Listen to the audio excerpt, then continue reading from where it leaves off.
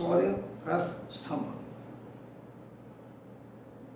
भारतीय धर्म अध्यात्म एवं दर्शन एवं संस्कृति।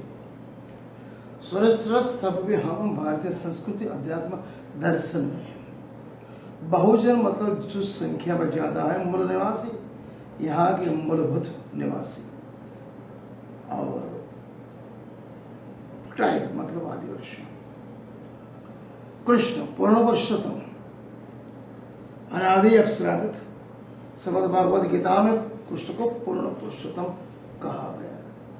आज एक सच्ची बात, अगर मनन चिंतन और सही तौर पर संस्कृत को जानेंगे, परखेंगे, समझेंगे तो कृष्ण अवतार नहीं थे, मूल निवासियों, क्रांतिकारिक जननायक कृष्ण अवैदिक थे। धर्म के व्यवसाय के रूप में होते रहे शोषण, वे केंद्र में यज्ञ और जन्मजात उच्च नीच के कृष्ण विरोधी थे। 4 वर्णों की व्यवस्था वो कैसे कर सकते हैं? क्या अगर कृष्ण ने 4 वर्ण की व्यवस्था की होती तो अहीर, भरवाड़, धनगर, व्यापारी और चारण जैसे यादवों को कृष्ण शूद्र में क्यों नहीं? कृष्ण के काल में 56 प्रकार के यादव वंशों के साथ जुड़ी हुई देश की 95% बिना ब्राह्मण बस्ती में से 90% तो गुलाम, सेवक या शूद्र। क्या कृष्ण बनाएंगे? वैदिक तौर पर पिछले 5000 साल की संस्कृति, अंतिम 2000 वर्षों में अंग्रेजी शासन के प्रारंभ तक संस्कृत भाषा पढ़ाई जाती थी। महाभारत, 18 पुराण, गीता संस्कृत में रचे गए, जिनके रचनाकार भी ब्राह्मण पंडित। भाषा में जानकर केवल उनको धर्म का धंधा करने वाली ऐसी जाति के लोग तभी अपने धर्म का धंधा का विकास करने के लिए अपनी अनुकूलता के अनुसार बदलाव न करेंगे क्या होगा? गीता में कृष्ण के नाम से ऐसे श्लोक रचे गए जिसमें कृष्ण कहते हैं ब्राह्मण, क्षत्रिय, वैश्य और शूद्र 4 वर्ण मैंने बनाए, और दूसरी तरफ वो क्या कहते हैं? गुण कर्म के आधार पर जन्मतः बनाए।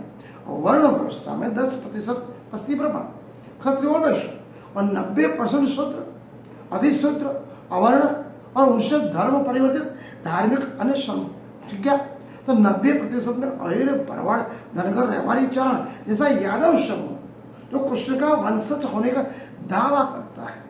आज कृष्ण पूर्ण पुरुषोत्तम है, उन्होंने ही वर्ण व्यवस्था की व्यवस्था की, तो क्या अपने ही लोगों को वो शूद्र में डालेंगे? यह सबसे बड़ा प्रश्न है।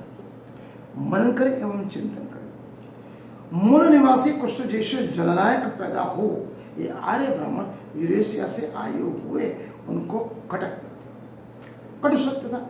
मूल निवासियों को स्वाभिमान को ध्वस्त करने के लिए उन्होंने कृष्ण को वैष्णव का अवतार घोषित किया। आर्य ब्राह्मण अपने भारत में आगमन के आज तक देश के मूल निवासी को आज भी छुआछूत, नीच और तुच्छ मानते। ऐसे नीच और तुच्छ मानने वाले मूल निवासी यादव कुटुंब में जन्मे कृष्ण को पूजा क्या ब्राह्मण कर सकता है? कृष्ण की पूजा के साथ साथ अपना धर्म का धंधा भी चलता है। ऐसे उद्देश्य से उसने ब्राह्मण, पुरोहित, पंडित कृष्ण के विष्णु का अवतार घोषित किया, जो जठ ब्राह्मण पंडित फैला रहे हैं। वास्तव में गीता के 75% श्लोकों में साथ कृष्ण का कोई लेना देना नहीं। कृष्ण कृष्ण है, विष्णु का अवतार नहीं है। बौद्ध तथा जैन विचारधारा को समाप्त करने के लिए, मैं दोबारा रिपीट करता हूँ, बौद्ध एवं जैन विचारधारा को समाप्त करने के लिए उनके सिद्धांतों को उठाकर गीता में रखा। उनके शंकराचार्य ने साथ साथ ब्राह्मणवादी व्यवस्था का भी समर्थन किया।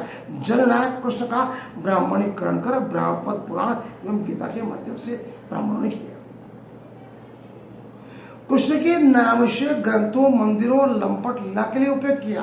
कृष्ण के नाम से विष्णु अपनी पूजा कराकर पंडित पुरुष संतुष्ट नहीं हुए, किंतु कृष्ण की लीला, विष्णु के अवतार के नाम से उनकी कामेच्छा, विषय वासना, जातीय स्वेच्छाचार का सार्वजनिक उपयोग कृष्ण करते थे, इसलिए ब्राह्मण कर सकते, क्योंकि वो उनका दूत है।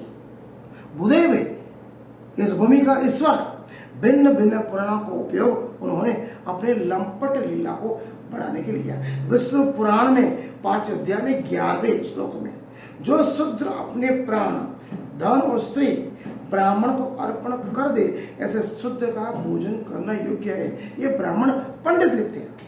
विष्णु के नाम से शूद्रों को अपनी स्त्रियों का उपभोग के लिए समर्पित करने की प्रेरणा भी उन्होंने दी। आर्य ब्राह्मण पंडित ने रचे हुए पुराण में क्रांतिकारी जननायक कृष्ण के नाम पे मन गढ़ कहानियां रच के विषय वासना एवं संभोग का चित्रण किया। यादव स्त्रियां अपने पति को छोड़कर, यादव कन्या अपने माता पिता को छोड़कर कृष्ण के साथ रंग ले लिया मन जाती थी, उनका वर्णन भी पुराणों में लिखा है। अब समझ लो, भिन्न भिन्न वर्णों में कृष्ण जो यहाँ के जननायक थे, मूल निवासी थे, रणवीर थे, काली चमड़ी वाले, शूद्र थे, अशूर थे।